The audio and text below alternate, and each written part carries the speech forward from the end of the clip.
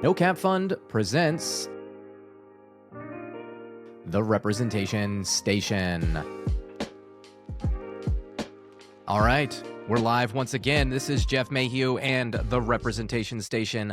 I'm here with my No Cap Fund crew, Roger Scott and Walter Clapp. How are you guys doing today? Great, Jeff. How are you? I am good. We don't have a very special guest on the show today. We just have us, and we're just special. So let's go around the horn and introduce ourselves. Walter, why don't you start us out? Absolutely. My name is Walter Clapp. I live in Laramie, Wyoming, where I practice law, and I also hail from the great state of Texas, where most of my family still lives. I'm a Republican, a Christian, and a father of 2 horses, 2 dogs, and a cat named Hawk. Roger, why don't you introduce yourself? Hello, everyone. My name's Roger. I'm a CPA in North Carolina, father, 2 children, all adults. And I'm just bummed about the representation situation in our country. Have been for a few years since I discovered it, and channeling my unhappiness into something productive, which is why we're here. It's always good to channel emotions into productive action, isn't it? I am Jeff Mayhew. I am the vice president of No Cap Fund. I also own a small business with my wife where we print T-shirts locally here in the Northern Virginia area.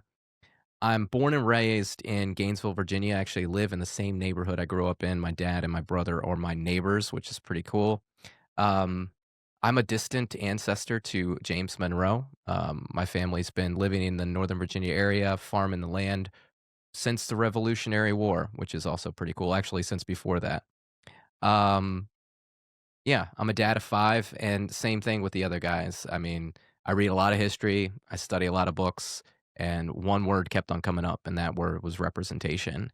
We have a serious issue, and I can sit around and let that emotion fester inside me and get angry and yell at a lot of people, or I can turn it into action, which is what I've done here with Walter and Roger. So tonight's episode's a little bit different. As I mentioned, we don't have a special guest. Last week, we had a one-on-one episode with Kyle Sweetser, so we're going to go over that just a little bit, allow Roger and Walter to chime in on what they thought about the interview and the conversation that we had. Then we're going to talk a little bit about an article that Walter had found called "The King and the Swarm," and we're going to talk a little bit about the Gaza peace deal as well before we end the show out. Before we get into our first segment, I just want to go over a couple of things that we've been working here at No Cap Fund. Obviously, you've heard us talk about our declaration for representation. You can go to our website, www.y435.org. You can read our declaration and sign it. We are slowly but surely racking up signatures one by one. We're at 62, which I know doesn't sound like a lot, but it's better than where we started. We'd love for you to help us boost those numbers. Go to our website. If you believe in the message of representation, you believe that the House needs to be uncapped, read our declaration and sign it. If you have a problem with our declaration, send us an email. Explain to us why. What is stopping you from signing that declaration? We'd love to know. And then, as you see, I've got a new T-shirt here, the No Cap Fund T-shirt. Check out my sleeve here with the American flag and the website on the side. We are putting together a swag package. Look, Walter's got the leather notebooks. So we're putting together some swag. It'll be available on the website. Hopefully by the end of the month.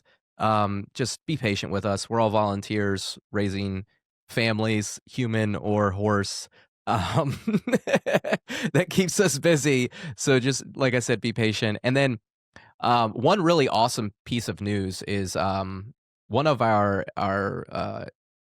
interns, James, has started the Representation Coalition at the University of Pittsburgh. It is officially official now. They're doing meetings once a week, and we're so excited about that.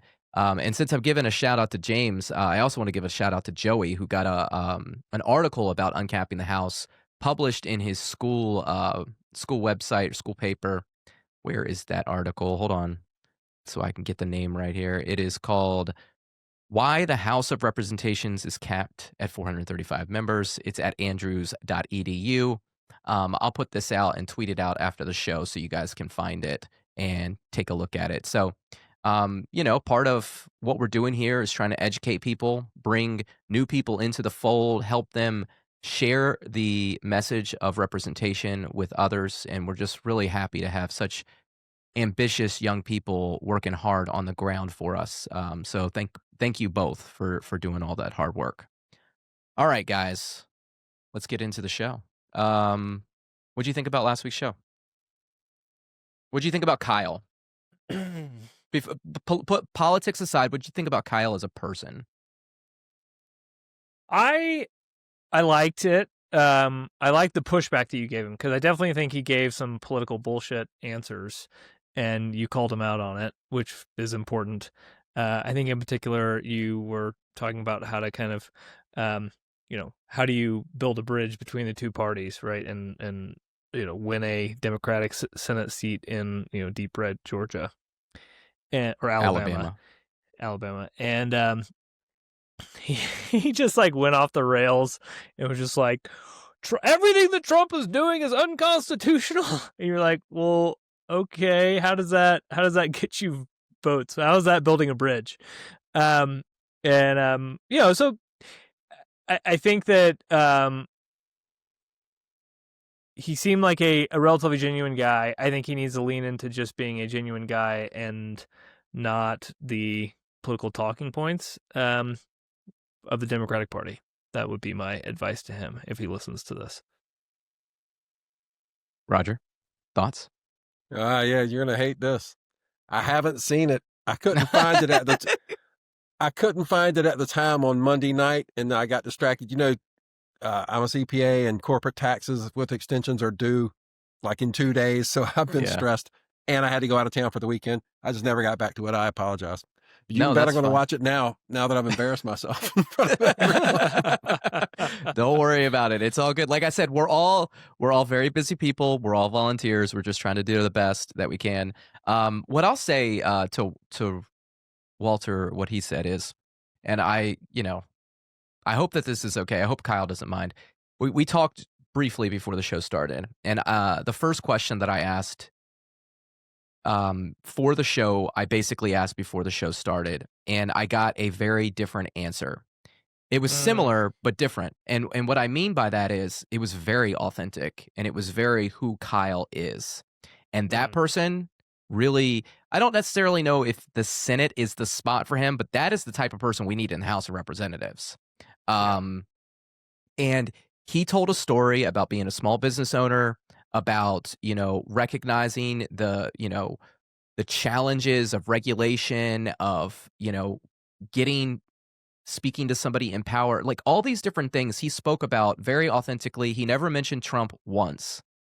And then when the show started, Trump just kept coming out. And I think that is, that is the failing of the Democratic Party right now, is they just can't stop. They can't help themselves of pushing back, which again is like, that's kind of the thing that Trump did that people don't like, is like, there's always pointing the finger somewhere else. And it's like, okay, cool.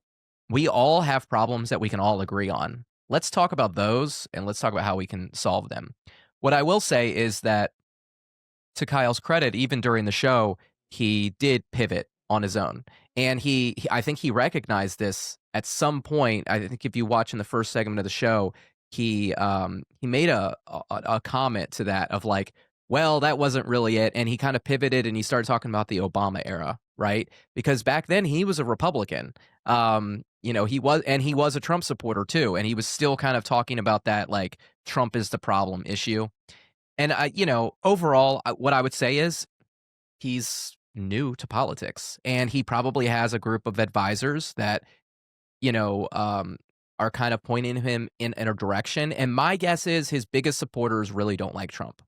And so that means that it's an easy thing for him to talk about to get applause or to get support. And when you're Yep. running for Congress, you need a lot of support. And I think it Oh, can be yeah. like a false sense of security when you get that really strong base of small support, but you're not able to extend it to a larger sphere. Which, I said something to him before we got off the show, about, just be wary of that, like be wary of this. And I think that Kyle seems to be a really decent human being, which I think is important to have in Congress. And I've been following him for some time now, and he's most certainly educated himself on the issues on the ground of Alabama. You can tell that he's actually out there meeting with people, because the way he talks about things has changed, and Mm, he has a little bit more depth of knowledge about some certain issues. yeah. There's definitely places where he needs to work on, but I mean that's all of us, right? We always need to be working on things. So I would say, overall, good person. I think he has a fair shot if first he's got to win the Democratic primary, right? And then if he wins the Democratic primary, he needs to be bold. He really needs to be bold. And being bold would be, I know he said to stay away from the cultural issues is what he wants to do. I think he just needs to be common sense about the cultural issues. If Yeah. he can be common sense about the cultural issues, and and if he already has the primary nomination of the Democratic Party, and the Republicans don't put up anybody that has any sense, then I think he's got a shot. He can start to pull in donations from outside of the typical Democratic sphere. Y'all didn't talk about this, but who currently occupies the seat that he is vying for? I think it's Tuberville. Tuberville, and Tuberville's Tuberville. running for governor now. Oh, interesting. Has he moved back to Alabama, or is he still living in Florida? But Tuberville. that's one of the things that I think Kyle is kind of frustrated with, is like he doesn't actually live in Alabama. Right. Mm. And the law says, Which is too bad because Gulf Shores is a very nice place. Why live in Mhm. Florida if you could live in Gulf Shores, Alabama? I I That's the don't know. question I would ask Mr. Tuberville. Sorry to Let's see, speak of you, Roger. which one has the income tax and which one doesn't? Ah, ding, ding, ding, ding, ding. The CPA in with the swing and the home run. Always Tuberville's thinking got all about that. taxes. He's got all that Auburn money. He's got to protect it. Man.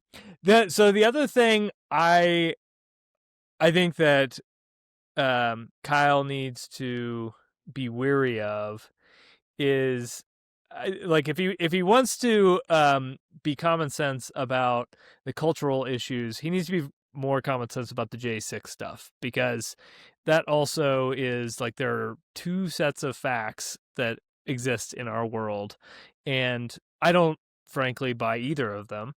And it actually, neither of you may know this, but I actually announced my presidential campaign back when I ran for the Republican primary on January 6th, because one of my talking points was, whatever happened. How did we miss that news on that day? Seriously, why was that not the center of the news cycle that day? That's what I want to know. Well, no.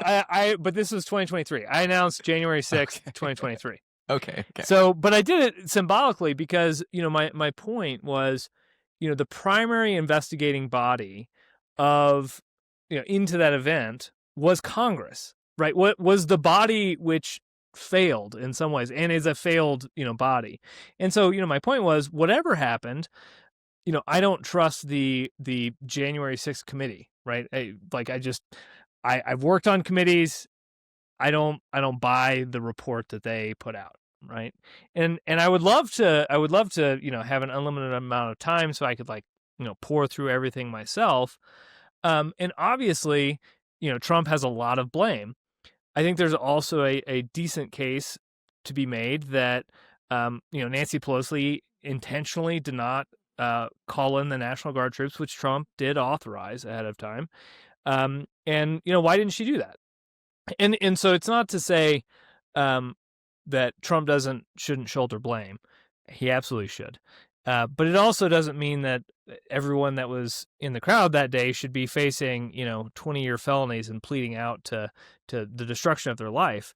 Did they make a mistake? Yes, but was that mistake comparable to the mistakes made during the BLM riots? Right. I think that is the view from the right is just like, these people were kind of political prisoners. And I think it's just important, I think, for him, if he's going to make a serious go in Alabama, I think he's got to dig into that topic a little bit more and refine his talking points. He can't just say, and he can say, January 6th kind of, I was initially infuriated, but as I dug deeper, I've learned more and it's more nuanced, right? Because that's everything, right? there. Anytime you say, "Oh, it's just a slam door," COVID is 100% Dr. Fauci's fault. It's like, well, no, right? Like, it's complicated, right? It's a very complicated story, and so that would be my second piece of advice to him is he's got to I think he's got to develop some nuance on the very on the topics in which there's two sets of facts, right? And that, one of those is the cultural issues, but there are a couple others, and January 6th would just be one. So I'm curious about something here because I hear this a lot that, January 6th, BLM. You're very quiet, Roger. Sorry. I'm on AirPods. Is that any better? I hear you good. Okay. Maybe it's just me. Sorry, keep going. No, because I hear a lot of that. BLM, January 6th, what's the difference? It's all the same. And I think they are fundamentally different. One was attacking us. It was a semi-organized group attacking a seat of government. And the other was kind of an organic riot that grew out of frustration with things that were happening on the street in real time. Nobody in BLM was trying to overthrow a freaking government. Right? Nobody. I don't think that anyone.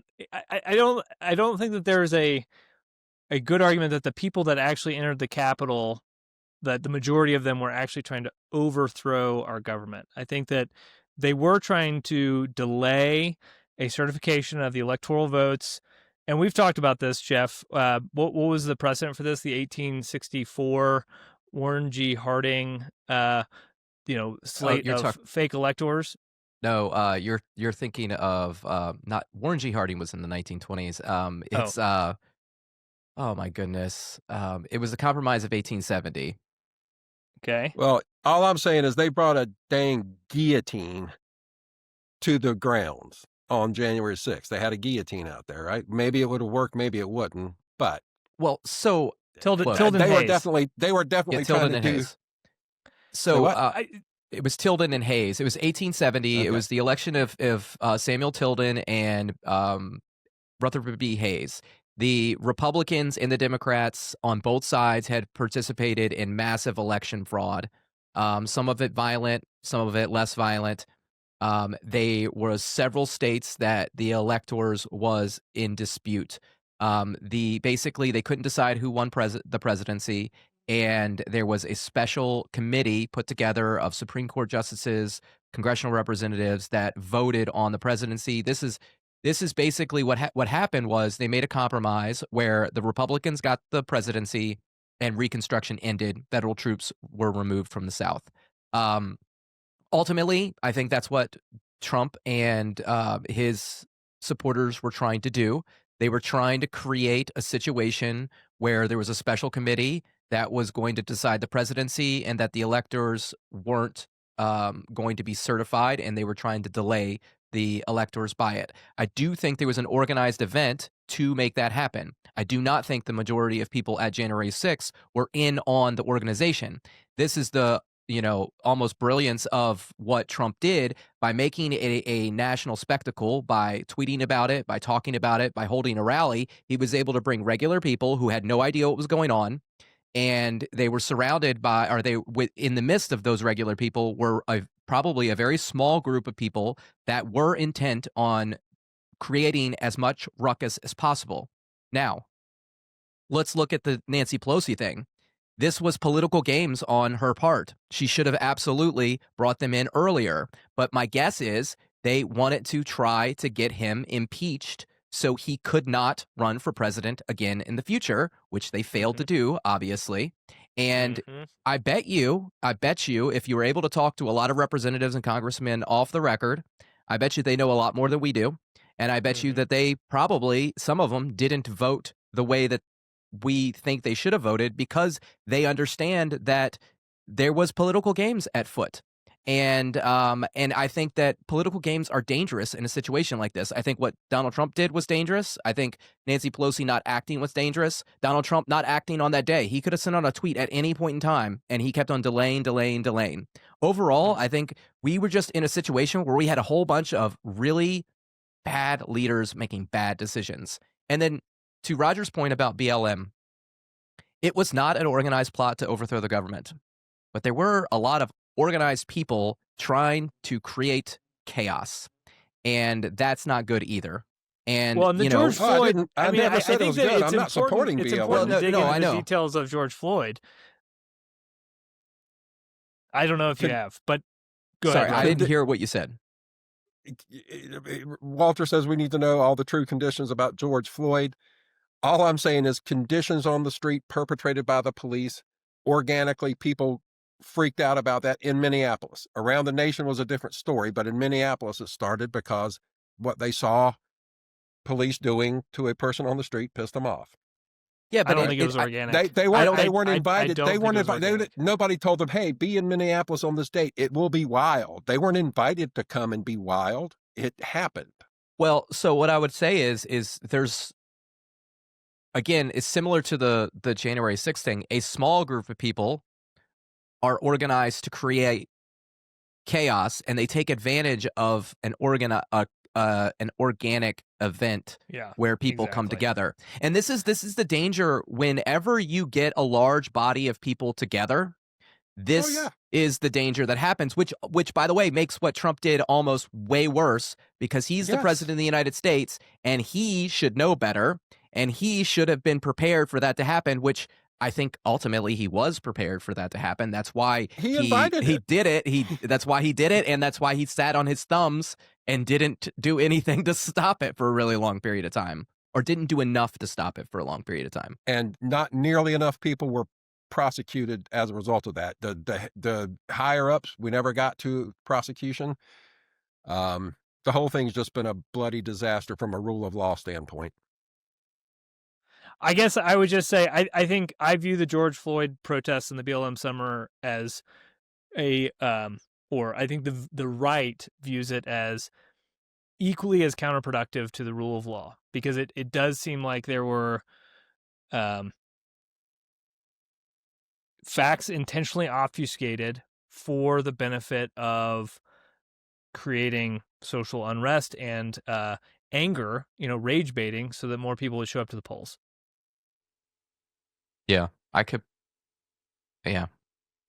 with that. I mean, it was said May my 20. piece. It was May 2020, right? I mean, so this it directly affected the 2020 election.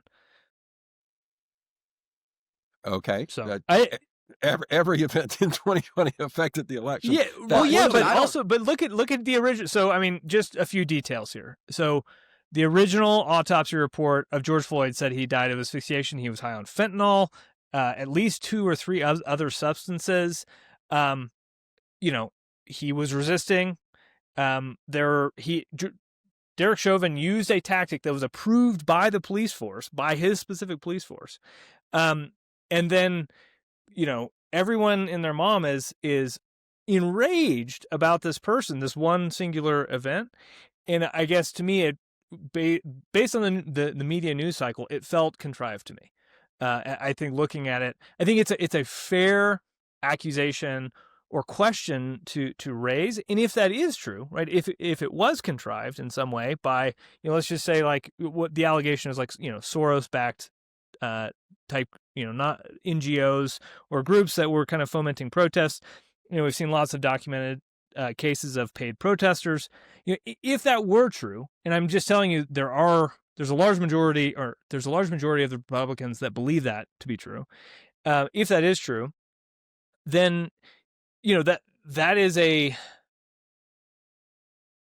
think if you can put yourself in that headspace of them believing that, it starts to color. I think I can understand how they look at that as being something very similar to January 6th, where there are other allegations of agent provocateurs being in the crowds, kind of urging the crowd on, not just Trump, right, but people that wanted this to happen so that they could impeach Trump. And again, I don't know, right? I'm not a judge or a jury. I look at this swarm of facts, and without reading detailed books and like digging into all of this, it's very difficult to know. And that actually, I think, brings us somewhat naturally to the King and the Swarm. If we're ready to transition, I'm also happy to stay I'll, here if you want. yeah, Well, no, so I'll let it go. We need to move on, but we're well, going to No, have I mean, we're this is never fun. going to I quite think that agree this is about this. good, right? Like these Well, topics look, are all important. those details you mentioned about the autopsy report and so forth, that's great. But that would have been lost on the crowd on the day if it had been known on the day. Well, The the crowd was protest was the reacting to next what day. they saw. It wasn't on the day of. It was the next day. The day of the riot is what I Okay. meant to Yeah. say. The autopsy, all those details would have come out, what, weeks, months later? It wouldn't have mattered on that day. They saw what they saw. And, well, and on top of that, there had been how many cases in the news in the past 4 or 5 years of police involved killing black men, shooting black men to death, right?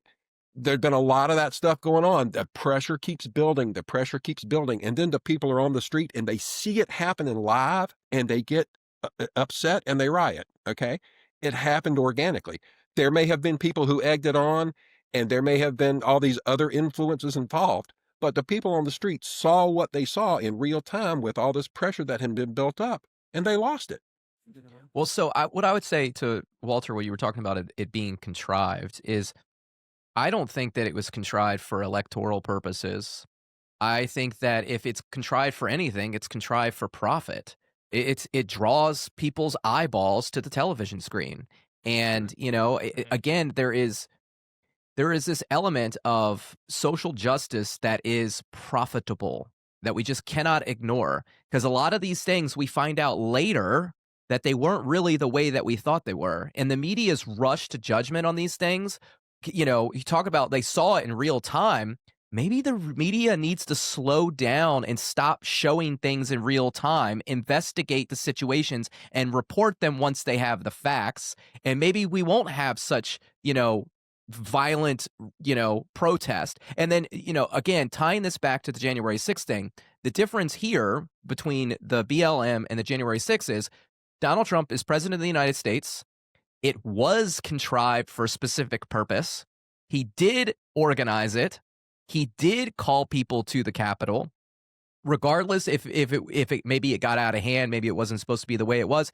Again, it's a matter of responsibility. Who has the responsibility? Who has the authority? Donald Trump had both the responsibility and the authority. He could have done something. When you're talking about the BLM, there is no single point of contact. There is no single point of authority that organized that. It is somewhat organic because you can't predict that this event's going to happen. Yes, there is pressure building up with all these different things, and yes, there's probably agitators ready to go at any point in time. But again, I think that they are two separate things, both very serious. There is a lot of accountability to go around. And I think ultimately, I think we can all agree on this. If we had a Congress that was properly apportioned, that could actually connect with their constituents, we Yes. might actually know the truth, and we might not have to lean on a media that is rushing to judgment because it's profitable to get the story out fast, as opposed to investigate the story and share the actual facts. All right, Jeff, you're getting wound up. Turn the volume down a little. Sorry. All right, let's go. I guess This is a good time. This is a good segue. Yeah. So, and I have a quote. So I was sent an article by someone in the administration, a political appointee in the Trump administration. He said, "You need to read this article." And it's in the magazine First Things, which is kind of a Christian-oriented political news magazine. And this piece is written by Mary Harrington, Harrington, and her article is called "The King and the Swarm." And it's principally about the profound changes that affected society as a result of the invention of the printing press, and then subsequently broadcast media, and then social media. So we kind of have three stages, right? printing press, news and TV, radio, Mass media. social media. Mm-hmm. And this is a quote that I think encapsulates, what the right sees, and I think it's the Christian right. I mean, we have to be aware that this is a increasingly widely held philosophical viewpoint. In which he says is, as the electorate both expanded and began to discard print for broadcast, supranational and pre-political forms of governments also expanded, colloquially, the deep state. So I think what she's saying here, and I think what the allegation is from the likes of people such as Mike Benz, popular on X, is that, in fact, our news media organizations, the broadcast TV and radio, were co-opted by the centralized powers that arose coming out of World War I and World War II, around the time that the House was capped, to essentially decide policy and then build narratives to support it, right? And that is why the right, many on the right, have eschewed the media largely. And it is, I think, what they see in the build up to the BLM summer as, Jeff says profit motive. I think Mary Harrington would say, you're creating division for political aims, right? To service the administrative bureaucracy. So I want to back up and give a little bit more context for this article. So, her thesis is that essentially the printing press was invented, and then suddenly the entire world became literate. And that was a huge change because it meant we all got smarter very quickly, right? That all of a sudden it changed our way of thinking, she says. It was much less expensive to educate yourself, right? You didn't have to be in the top 1% to, go to these storied institutions that had these vast libraries of handwritten texts. Instead, you could get these mass produced copies and you could start to learn. And that really was, in a lot of ways, it transformed Christianity because suddenly people could read the text for themselves and they didn't need these priests in church to interpret it for themselves. So we have Luther and the Protestant Reformation. But also it gave way to the American Revolution, which really was, I think in a lot of ways, it was a intellectual revolution from the Enlightenment era. And her argument is that basically that died. That in a lot of ways, with the advent of broadcast to a certain extent, but really with social media and the shrinking of our attention span, we're not as smart, right? In the kind of long form, deep dive sense that we once were. She does point out that actually kids are getting somewhat better at pattern recognition, basically contextualizing different patterns and seeing them. However, by and large, much worse at, holding and retaining facts. What is terrifying about her piece is that the solution she proposes is that we need a king, right? For this, the swarm mentality that is driven by the social media landscape. And obviously, I think fundamentally,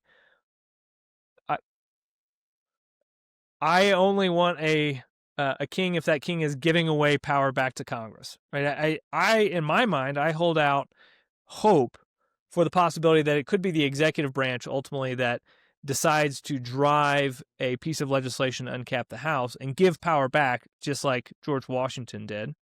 He could have been a king. He arguably was a king, but he decided to do the beneficent thing and give power back to the people. And the problem I see, or that we've talked about often here, is that ultimately because Congress was capped in 1929, same year that the stock market crashed, a few years after the creation of the Federal Reserve, a few years after women got the vote, and since then, Congress has been delegating power to the executive branch, and it's just been getting stronger and stronger and stronger and stronger. And what Mary Harrington, I think, correctly points out, the criticism from the right of, say, the Biden presidency, right, is that ultimately you could have a president who is no president at all, and instead you have this vast kind of bureaucratic quagmire and an autopen, and they are running everything, right? It's a technocracy or a technocratic elite that is running a vast executive branch with essentially the authority of a king, the ability to sway Congress to their needs, right? Let's pass another Patriot Act. Let's pass whatever tools we need to surveil the people, and the right, I think, says, well, at least we know, Trump is actually in charge. And the left is like, no, we want the technocracy. And I think what we're saying here is, no, let's revest the power with actual human beings in a House of Representatives so that we can actually start to re-educate the public, right? Start bringing back long-form education. We see a thirst for this, right? She doesn't mention it, but there are long-form podcasts are a thing for a reason. Like, people do thirst for this. We just are increasingly busy. People do still read books. And if we had a renaissance of legislative power, my belief, because the definition of representation is two-way education, right? The representatives, the good representatives, fundamentally, they're going to be pushing books and long-form education back on the people, not just clips, right? And kind of tying this all back to our previous conversation, it's like people get incensed when they see George Floyd get murdered or die, period. Because it's this like short form clip of just like, it's right in their face and like you can see it and like, and in that sense, totally organic. Same thing with Charlie Kirk, right? You see that happen, but you're not reading it in a book, right? You're not getting all the context. You're just reacting in real time to, what are just increasingly crazy things. And you don't have somebody to call to try to make sense of it all. And it just is this self-reinforcing, wheel of doom. And so that is what I want to say about that article. And I think I'm happy to pause here on this article if you want to chat about it a little bit. But I think a great piece out of it is Jeff's most recent article with The Vital, which is Go Touch Grass. Right? Because what we see fundamentally is that there are people across the political spectrum that recognize the commonality of the problems, and they all have a lot of different solutions, but the one thing they seem to keep agreeing on is uncapping the United States House of Representatives. So I'll turn it over to y'all. Take it away. So I'll go to, you mentioned what I was talking about with the prophet, and you talked about like the deep state. And what I'll say is there is no one thing. There is never any one thing that creates problems. It's always a multiplicity of things. And while I think that what you're saying is there has definitely been people in our government that try to use their power to manipulate the ends of their means, right? And I think that there's definitely people in the media that try to use their power to profit as much as possible.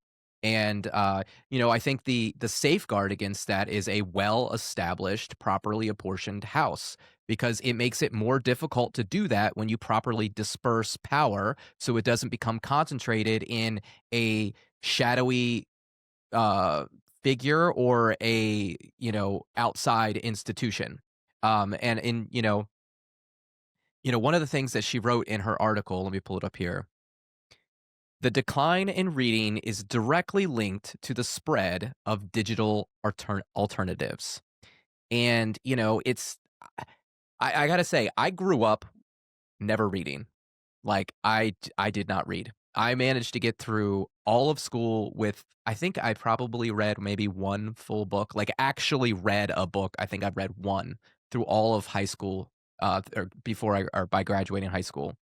It was always something I started to read books, but I could never finish them. I'd always get distracted. I was a very busy kid as far as, like, I wanted to be outside playing and whatever, and I was glued to television. I was a movie buff. I watched everything that came out, and, as life got more difficult and I had child after child and, the business presented challenge after challenge, at some point I wanted to better myself and I started reading and, kind of that what she's talking about where like now that you can actually have all this learning at your fingertips, it the people became woke for the lack of a better term, right? Is they learned a lot of information that they thought they maybe knew, but they were getting it filtered through different people and they didn't maybe know everything. Because like we were talking about before, what I was just saying is it's never one thing. The people that are talking to you are probably telling you the truth. They're just probably telling you part of the truth. And by adding in all the different variations of that truth, you're able to see a clearer, more crisp picture and make maybe different decisions on what you're doing. And, if tying it to my article, that is kind of the key, right? All of these three people that I write about it's Yuval Levin, it's Patrick Deneen, and it's Osita Nwale. And you guys have heard me talk about this on the show. They've all written books about the problems that we face today in the government. And they all have different solutions to that problem. And they all agree on one of them being uncapping the House because they recognize that this is a significant issue that we need to address. And to that point about the political sphere and the media sphere, they don't want to talk about this stuff because it devalues their power. It makes it harder.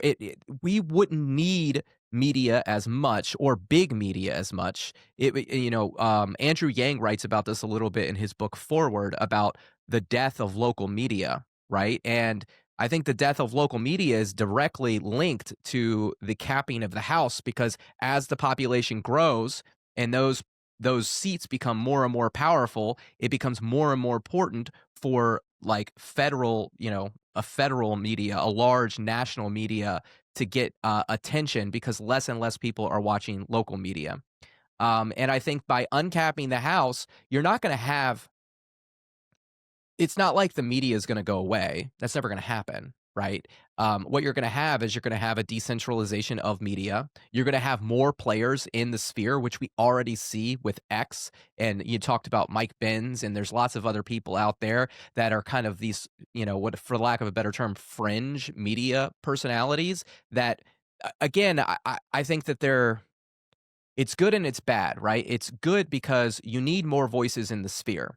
It's bad because the ones that typically rise during this era are radicals. And radicals, they engage people based on emotion and partial facts of what their motives are that make them money.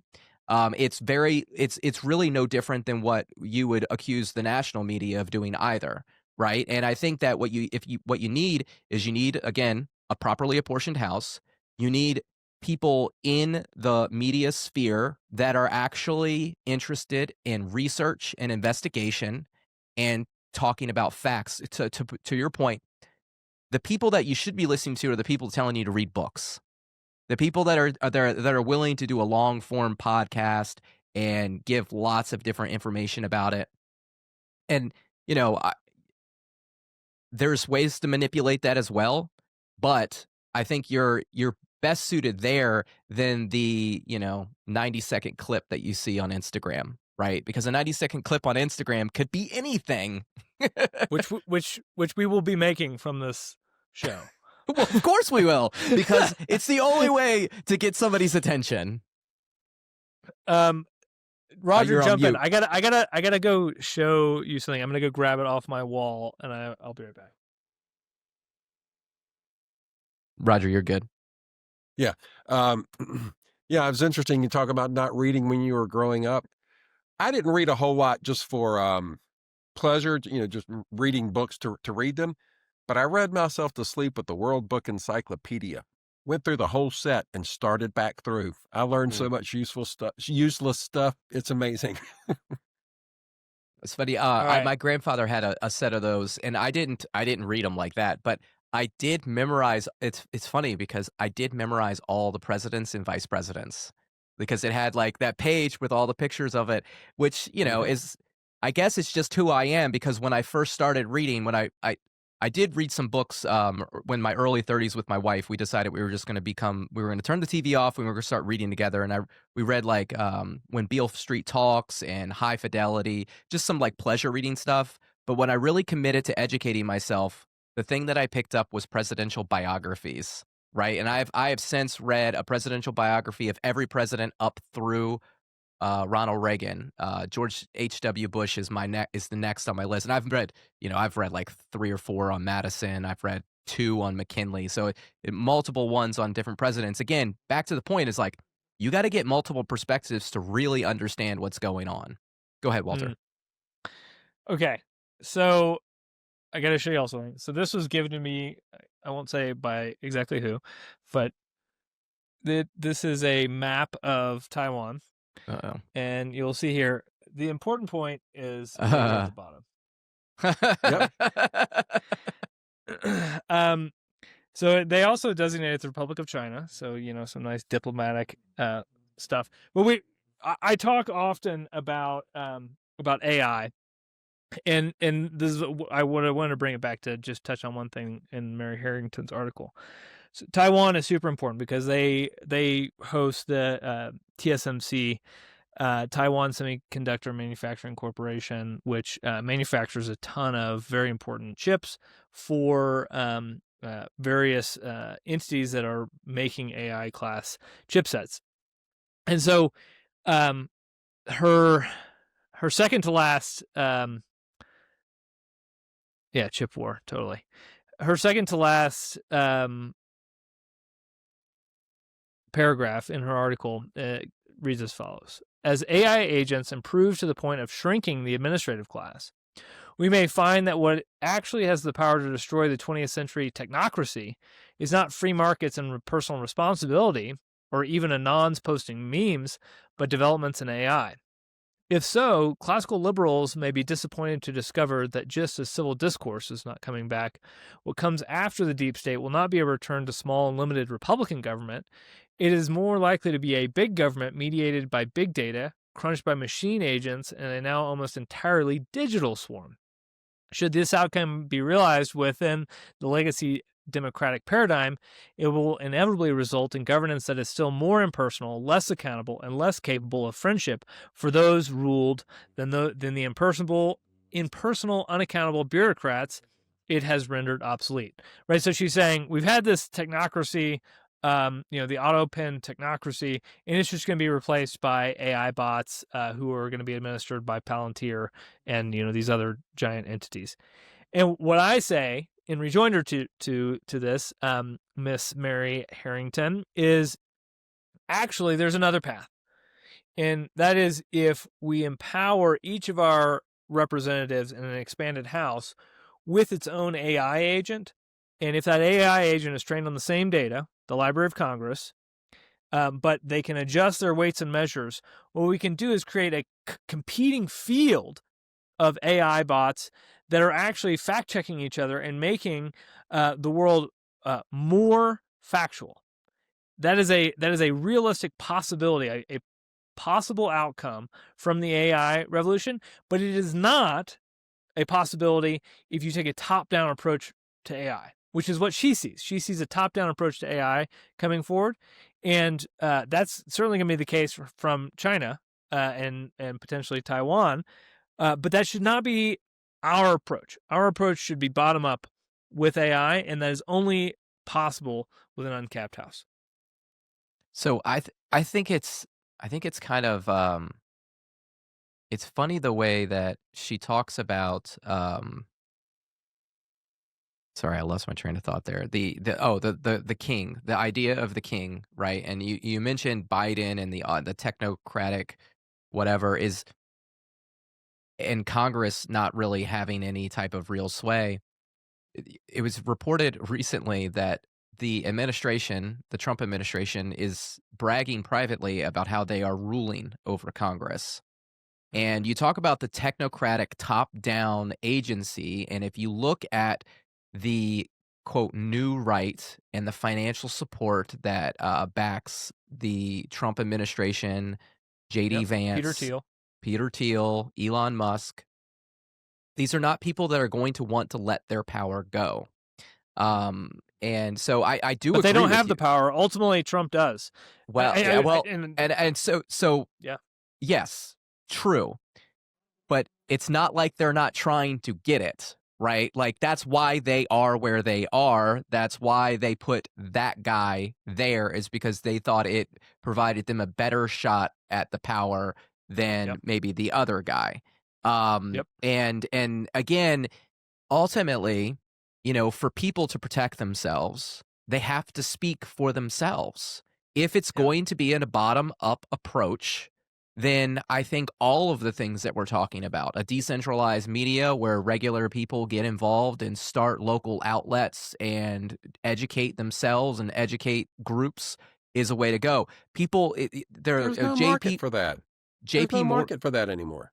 I mean, there was no market for it. I would argue that there probably is now, and nobody's taking advantage of it because we've burnt ourselves out on everything else at this point. And I think people are looking for something new. And I think that happens. Life is cyclical. History doesn't repeat, but it does rhyme. And these things come back and forth. And so, I lost my train of thought there. Heartache. Well, hold on. I just for the listeners, and because maybe we'll clip this. Hold on, real quick. Go for it. JP Morgan just announced a massive investment into new industries, right? And if JP Morgan and Apple announced a massive investment, I think OpenAI had a massive investment. This is the third massive investment from a large corporation.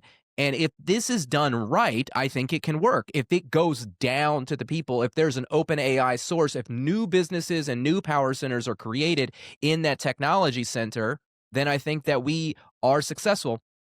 And I talk about this all the time, okay? Centralized power doesn't work long time. It always blows up, okay? And I go back to the Reed Ender's game, man.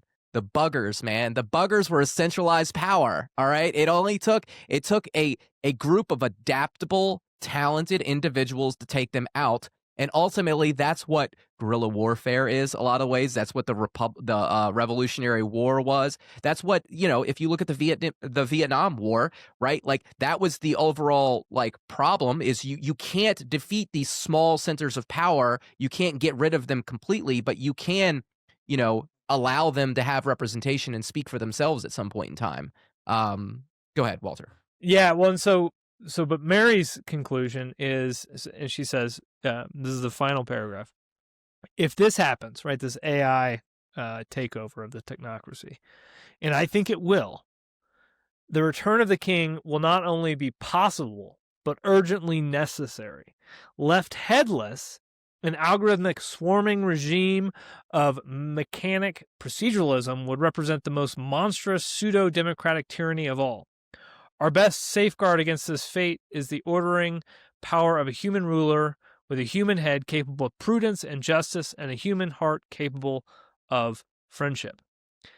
And I think what is kind of crazy making about this conclusion for me is twofold.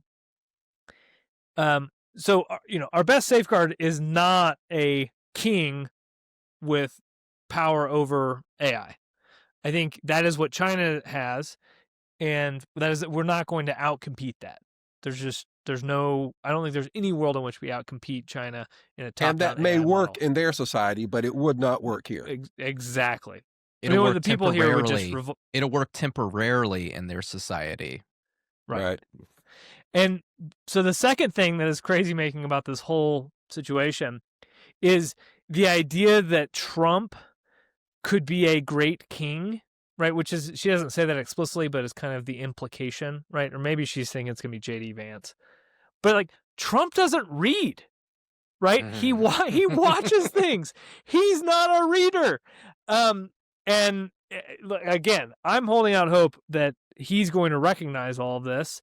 There's some small, iota of a chance, and he's going to force an uncapping bill tied with kind of this AI plan that I've just laid out, before 2028. And because maybe even though he's not a deep reader, he is decent at pattern recognition, and or very good at it, right? I don't want to discredit his lifetime. He has more than 40,000 hours under his belt, and he certainly has been through his number of battles. And so, if there is a chance, right, that ultimately he is going to consolidate all of this power over the next couple of years, and that he could give it away. There's also the chance that he's going to consolidate it, and he's going to hand the baton to J.D. Vance or whomever else. Junior. And no, that it's going to be is Barron. deeply It's going to be dangerous. Barron. It's going to be Barron Trump. He won't be old enough. It doesn't matter. If Does that matter? Does that stop him? If you're going to say he's going to hand the power to somebody, at that point, it's already doesn't matter, right? He can't hand the power to somebody. Right, but like, let's... You know what I'm saying? I'm saying he's going to endorse a future candidate. I'm not saying he's capable of physically handing the power. I think he's going to endorse a future presidential candidate. He's trying to get there. That is likely to win. He's trying to get there, which is why he's never going to give back power to the people. Well, you continue to hold out hope. I have no hope. Hey, you got yes. I have hope. I always have hope. Whether I think it's slim hope or not, I always have hope. Not with this one cat. No. There's a lot of bad people in history that have done good things. So I mean, you just... I don't disagree. Hey, I'll be happy to be wrong. But somebody that we celebrate all the time that was really just like a really terrible human being is John Brown, right? Like, people celebrate him as a hero for the abolitionist movement, but he was just a butcher. He went to Kansas and he just butchered a whole bunch of people who disagreed with him. Not just killed them, but mutilated their bodies so their wives couldn't even see them anymore. He was a failed whatever it was at life, and he had convinced himself that this was his calling to do, and he thought he had the moral authority to do these things. People like that are dangerous, and yet he's taught in history schools. He's revered by a lot of people that supported the North and the abolitionist movement. And the reality is there's other people out there that are better suited to be revered, like John Rankin, who, by the way, there's a great book out by a friend of mine, Caleb Franz, that you could check out if you wanted to read about it. Reverend John Rankin, who was one of the engineers of the Underground Rail, or conductor of the Underground Railroad. And we make these choices, people make these choices based on what they perceive in the moment. And then again, what sells, right? Like, what sells, what's popular, how loud can somebody be about something, and how interesting is the story? John Brown's story is interesting. That's why people know about him. It's probably a little bit more interesting than, John Rankin's story, but not much. John Rankin was just a better human being, and he deserves more attention than we give than John Brown gets. Let's transition there, right? Because the last thing that we wanted to talk about was the piece in the middle. Wait a second. Go ahead. I haven't had a chance to give my thoughts on the article yet. Oh, I'm sorry. Please Go ahead. do. Go ahead. And it's only a couple, so it won't take long. But yeah, when I started reading this thing, I was reading her concept of a swarm. I'm thinking to myself, how does that differ from direct democracy? What she's talking about is removing the mediation so that the individual actor can make their choices known, and it's easy to opt in and opt out of this group or the other. So I'm thinking to myself, how does that differ from direct democracy as they practiced it back in Athens, right? We wouldn't be able to do it without the technology, but with the digital technology we have, yeah, maybe we could do it. And the difference is, and she makes this clear later on, AI, right? And just the speed with which information travels. That's what Yeah. makes the difference. So then I'm thinking, as I'm reading this article, trying to come up with alternatives. And, one thing I agree, we absolutely need to increase the size of the house. And the more I read about the dangers of AI, the more I think the increase needs to be huge, right? I've been a fan of the cube root rule forever. I've moved to double or the Wyoming rule times two, or those sorts of numbers. And now I'm thinking Article the First might be best to fight this AI, right? 6,000 of them. I th- Replace offset the technocratic swarm with a representative swarm using tools that Walter described earlier about a model trained on the Library of Congress with the ability to tweak it. yeah, if you're So going to get to that if you're going to get to that number, it's got to be incremental. You're not going to do it overnight because you're never agree, going to get the political support to do it overnight. So you have I to mean, agree. have Trump a could. plan. I mean, No, I'm just saying because if he's going to he's do not it, going to be able he's not to. going to do it small. Probably. But Yeah, go it's big or go home. Congress is going to be the one that's going to write the apportionment bill. Oh, really? Are they going to stand with the Uh, Trump and say we want to do this? Not the current Congress. They will do what he tells them to do. Executive assistant Mike Johnson. I Yeah, think that he would run into some trouble in the Senate. So I don't think you're totally wrong. But we also have Trump. What, midterms like coming Susan up, Collins would right? be concerned? 2026. So I think Susan what Collins is happens in always 2026 concerned. is really going to show what is or is not possible. All Anyways, right. so that's the where I ended up with was what we are advocating for is offsetting this technocratic swarm of her nightmares with a representative swarm, because again, she makes a comment somewhere in her writing about the representative form of democracy versus the swarm version of democracy. So I was trying to work that out, and there was a specific line in there that I actually wrote down: a body politic now predominantly formed by and for digital media consumption. Right, and that's Walter's argument. The argument we've all internalized, but Walter articulated it first, was the two-way communication or education. Right, Right. that's what should be going on, but it's not.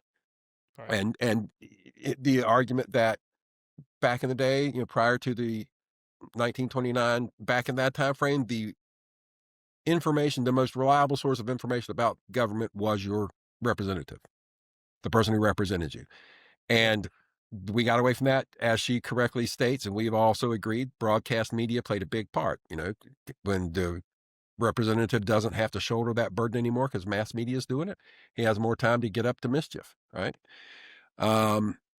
So there was, and to Harrington's credit, when she advocates for a king, but she says it would be the least bad option. So she agrees it's not a great option, but she sees it as better than what we're advocating. So we're at odds on that one.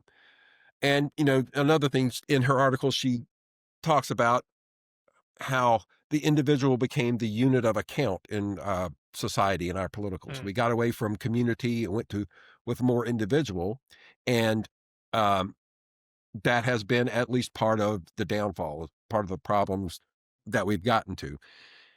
And I find it hard to disagree with that, but there's a contrasting thought in my head from reading Harari, the Israeli historian Yuval Harari. Uh, I remember a quote from one of his books that says, "History has a direction, and it is in the direction of unity. Right? It is Mm. towards unity. At one time, we had thousands of human settlements on the planet, each with no knowledge of the others, or maybe they knew the two neighboring groups, but they had no idea of all these other people.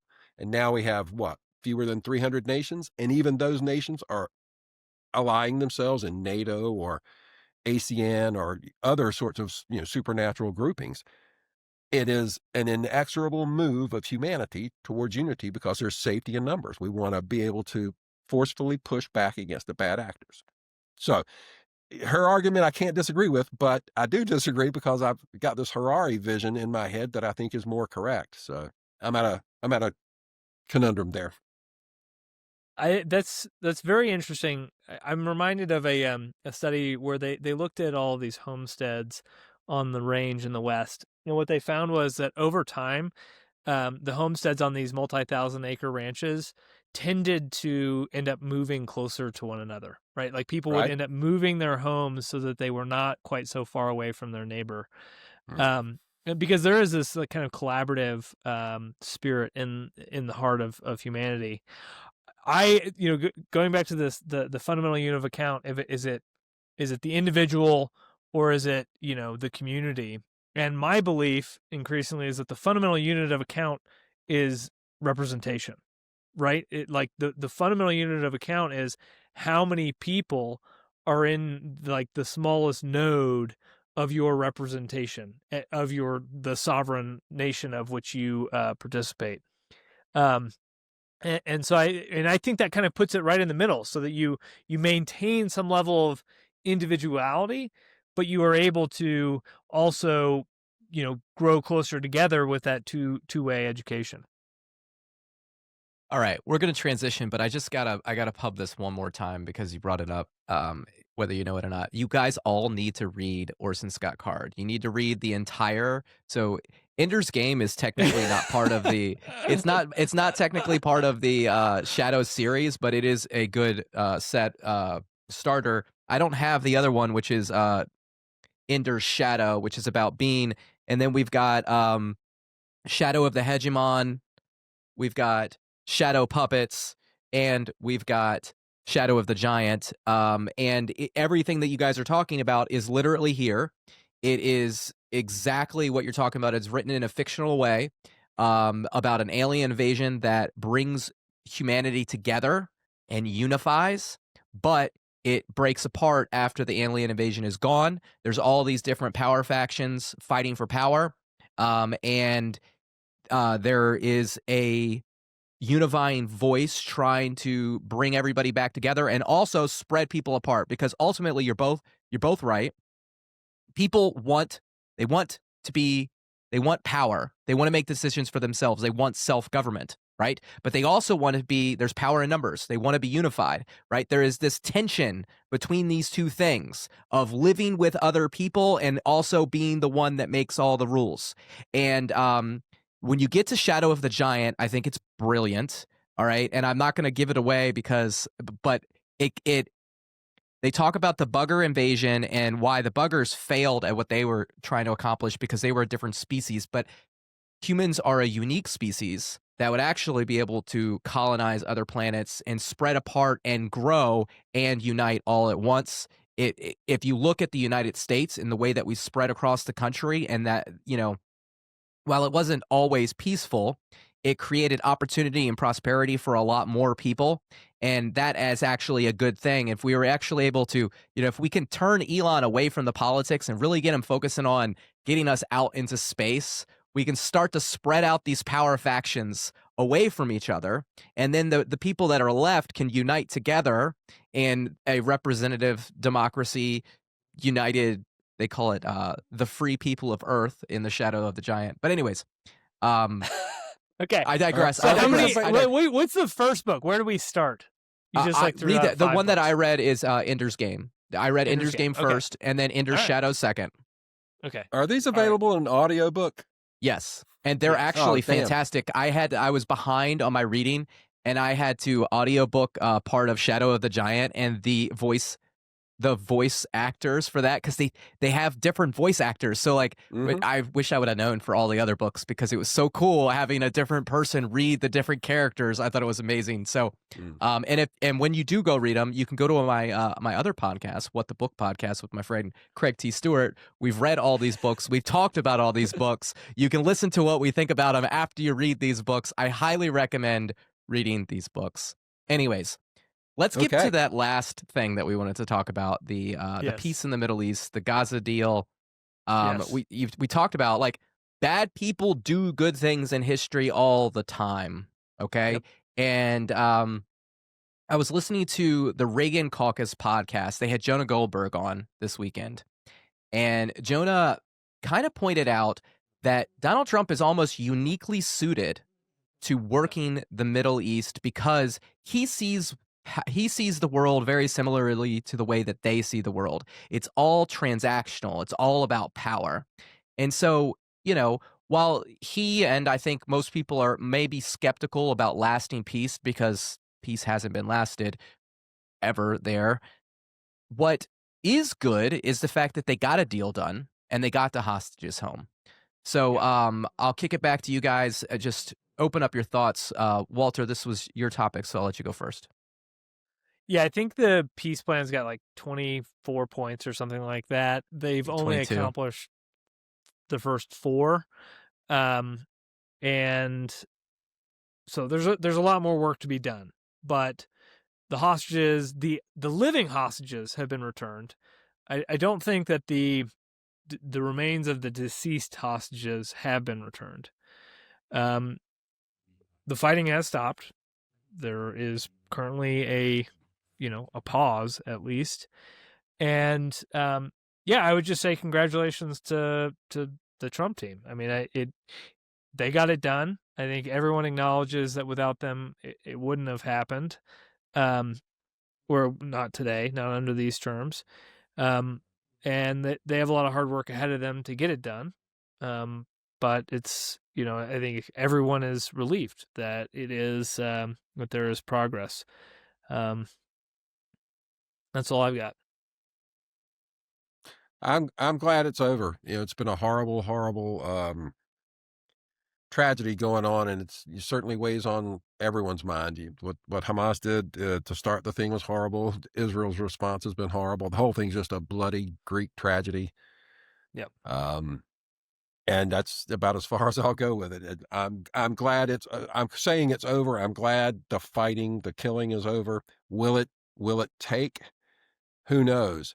Well, and what are the prospects for lasting peace for the Palestinians, for prosperity for the Palestinian people in that place or in some other place? I don't see good prospects at this point, so I don't know how this plays out long term.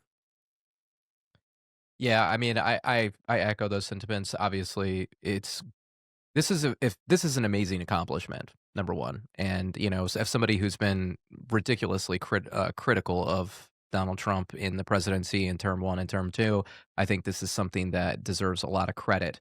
And what I'll say is him pushing the credit on to Marco Rubio was Mm, a bit of humility that I think is rare on rare mm, display from him. And maybe getting in his old age, maybe with the looming possibility of the Epstein files being released, maybe with, seeing the horrors of what this was and seeing something really um, good come out of it has maybe changed him inside. And I would say that that would be a good thing. And, he made a comment about how Marco Rubio might go down as the greatest Secretary of State of all time. And while this is a great accomplishment, I don't think one accomplishment is going to get you the title of greatest Secretary of State of all time, especially when you're going up with against people like John Quincy Adams. However, there we are in a unique point in American history right now. I have an You article think? coming out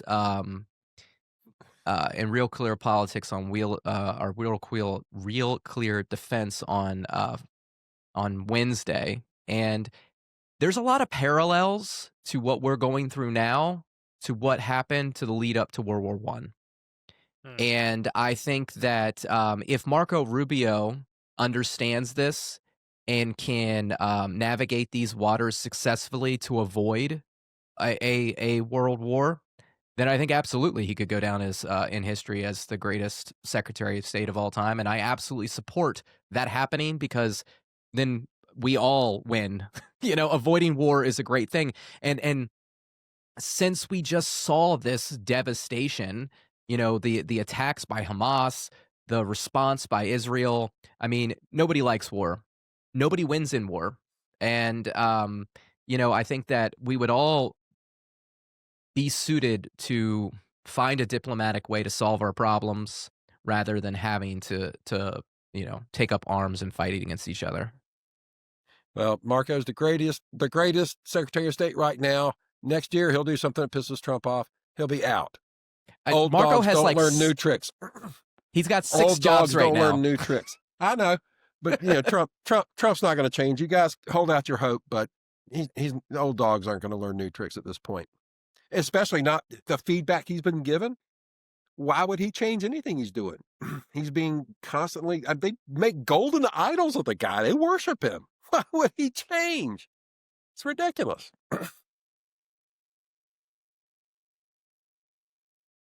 I mean, he's been talking a lot about God in heaven lately, and I will concur with Jeff's sentiment that he may be looking down the barrel of the Epstein release, and realizing he's got more to account for, both publicly but also eternally.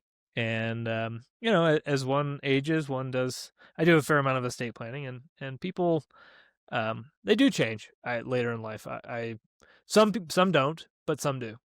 Is my observation, and maybe he will, maybe he won't.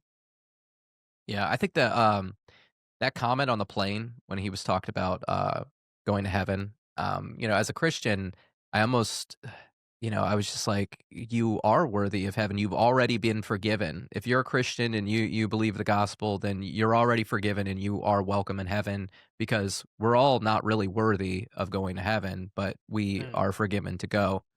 But my other thought was, this is somebody that maybe, because that was again a bout of humility that is rare from him, for him to be like, I don't think that I'm worthy to go to heaven, and I don't think there's anything that can get me in there.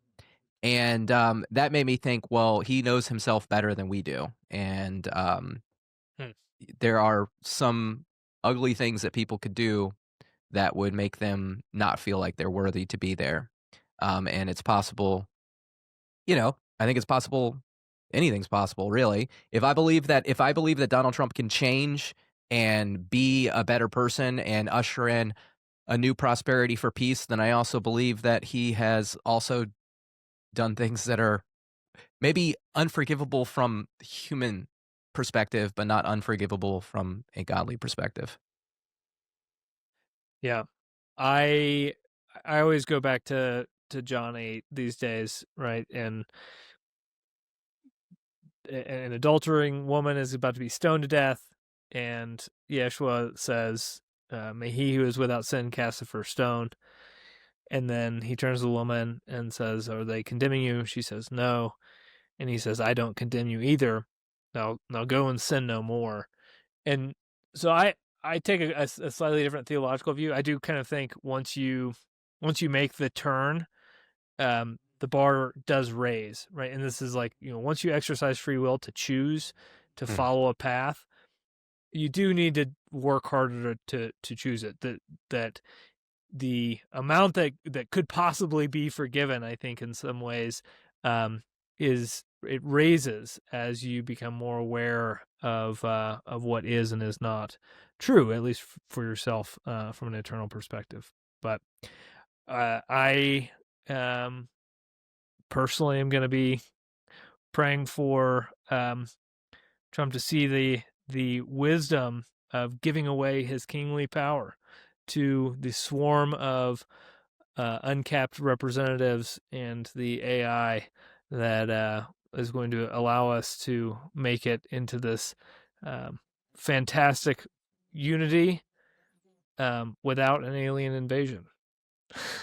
It's almost like he recorded this whole thing and then told AI to summarize. He covered everything we talked about. Walter's AI. Are you real, Walter? Like, pull your mustache. So Walter, there's a new movie that you have to check out. I don't know when it comes out, but I saw the trailer for it today. It's called Mercy. Have you seen this? No. All right, so it's Chris Pratt is a detective, and he stands trial accused of murdering his wife. He has 90 minutes to prove his innocence to the advanced AI judge he once championed before it determines his fate. And it's very clear that during the trial, or during the trailer, that it's not really about murdering his wife. There's this massive cover up that planted him there to like undermine the AI whatever. So, Hmm. I'm I'll check sure it that out. you will thoroughly enjoy it. It has very much a Minority Report, Okay. esque Yeah. feel to it, except it doesn't look as interesting as Minority Report, but maybe I'm wrong. I haven't seen the movie, so, I can't judge yet, so we'll see. Alright, guys. Well, Go this ahead. was a lot of fun. Yeah. Any last words before we, check out for tonight? Peace, love, and representation. Those are my words. Roger? Oh, I love representation more than life itself. I need more. I need more. Alright. go Well, go to our website. Um, Soon there will be merch on the website. We'll let you know when that is, and don't forget to sign the Declaration of Representation. that's right. And I'll have y435.org on my sign this weekend, just so you know. We're Awesome. going to drive traffic to the site. So, and as we summarize, please go to our website, www.y435.org, sign our declaration, sign up to volunteer, or you can make a donation. And as always, peace, love, and representation. Ciao. Thank you for tuning in to the Representation Station. Don't forget to visit our website at www.y435.org and sign the Declaration for Representation. And don't forget to follow us on social media. You can find us on X at NoCapFund, on Facebook, NoCapFund, on YouTube at UncapTheHouse, and on Instagram at NoCapFund. Thank you, and don't forget, peace, love, and representation.